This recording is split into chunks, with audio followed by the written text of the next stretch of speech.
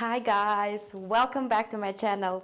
I hope you all had a wonderful Christmas time, a great holidays, and you were able to spend this time with your families and friends, because I did, and that's why it was like a long break between my videos, but finally I'm here for you again. I'm super grateful. Thank you so much for you subscribing to my channel, for liking my videos and leaving the comments. I see all of that and I really appreciate that, because I'm starting to slowly build a community out of my YouTube channel. That was my initial goal, why I decided to create the YouTube channel, and I'm super happy because of that. So today the video is going to be about my personal experience. I'm gonna share with you the information about the jobs that I have been doing while I was studying and living here in Germany. What kind of jobs did I do while I was still not so good German speaker? Maybe this is gonna to inspire you on your journey. Maybe that's gonna give you some ideas of what you could do while you still don't have enough German language skills. So I hope this video is going to be useful for you. So let's get to that. Right now I am working in the growing IT company here in Germany, speaking German at work, but that has not always been the case.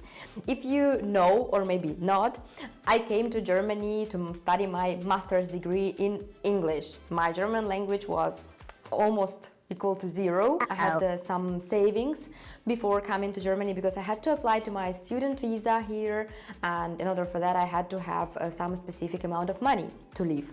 But as we all do, I wanted to have some additional income, some spare money to live. That's why I decided to get some student jobs. To be really honest with you, all the jobs that I had, I was not really looking for them. They kind of came to me by itself.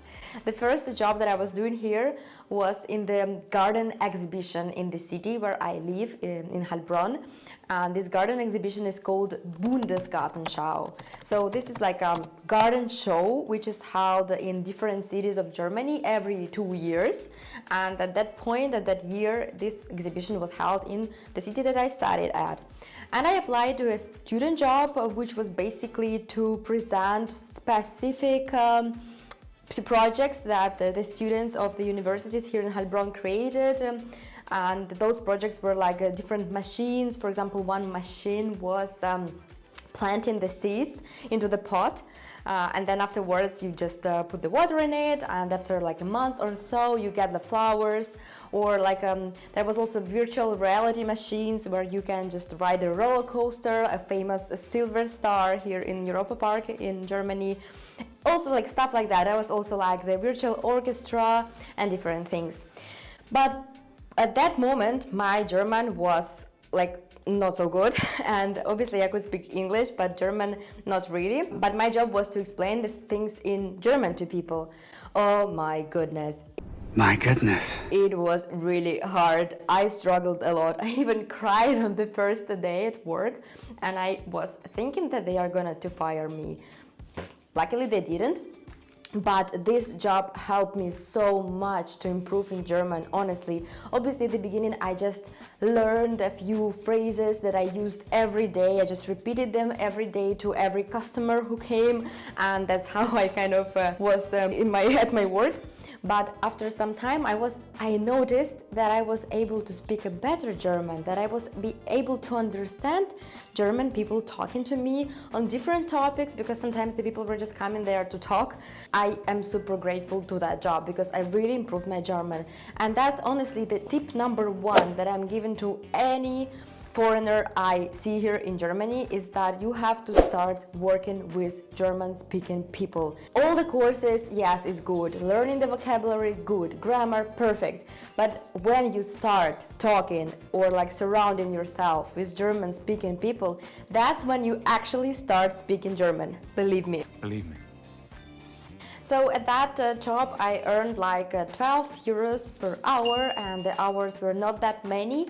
But that was a good additional income, and that was not such a hard work to do. Also, you may not know, but I am a dancer. I used to dance since I was like 6 years old. So I really wanted to continue dancing while I was here in Germany, and that's why I was applying to different dancing schools here. But our city is not that big, and that's why it was not so easy, because the schools are kind of occupied. They don't really have places for new teachers. But after a year of living here in Germany, I was able to get a place, and I was teaching dancing in the dancing school here in Heilbronn. That was more like a hobby for me, because I didn't earn that much. It was just like 10 euros per hour, and I was given just 1 hour class each week. But I obviously enjoyed that a lot. Also, during my first years here in Germany, I worked in this seasonal job here. In summer, I was first picking up the berries, the blueberries at the fields, and oh my goodness, that was a tough one. It was like plus 35 degrees, and it was like really difficult, because we were working not with the time, but more with the amount of berries that we were able to pick up during the day, and that was not that easy. And in order to get some money during the day, you had to really work hard. But it was fun because I was young and still able to do the physical jobs. After the berries came the season of the grapes, and I was picking up the grapes. That was a little bit easier than picking up the berries, but it was raining and it was already kind of cold because it was autumn, and that's why you were always wet, and it was also tough. But those jobs gave me an opportunity to save some money to then travel a little bit, and that was pretty cool, because normally as a student you kind of have time to travel, but you don't really have money to do that. And after, when you finish your studies, you have money because you work, but you don't have time because you have just like a certain amount of holidays during the year.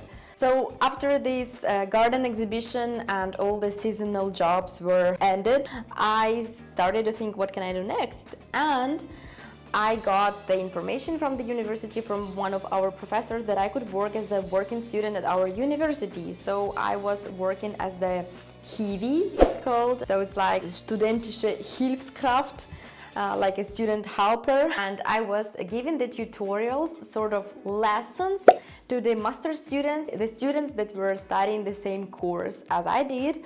And I was helping them with writing their thesis, because I was already almost finished with my thesis, and I was helping them in order to write their thesis good.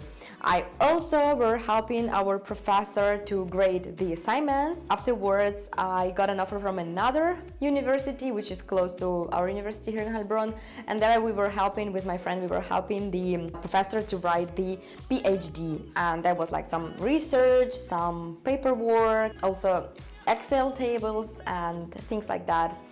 But I kind of regret a little bit of doing that other job, because it was like I had 2 different jobs at the same time, and because of that I got a different tax level, or like a tax status for the second job, and that's why I had to pay more taxes, and that's why at the end it was like half of the salary that I got was gone. And it was a little bit, I was upset because of that.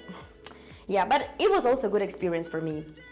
And after that, I got another opportunity from the university to work in the marketing department, to kind of create the social media for the faculty that I was studying at. So as you can see, you can always ask at your university if you could work as the working students. Normally they have budgets for that, and you just apply, and that's not that hard to get this job. If they really need someone, you can work, get some experience, get some additional money, and actually working at the university is kind of fun. And when I was almost done with my thesis, I applied to another job, which was like a mini job. At that moment it was like 450 a month, and you work part-time. At that moment I was already speaking almost good German, so the job was to do the inventories in the shops.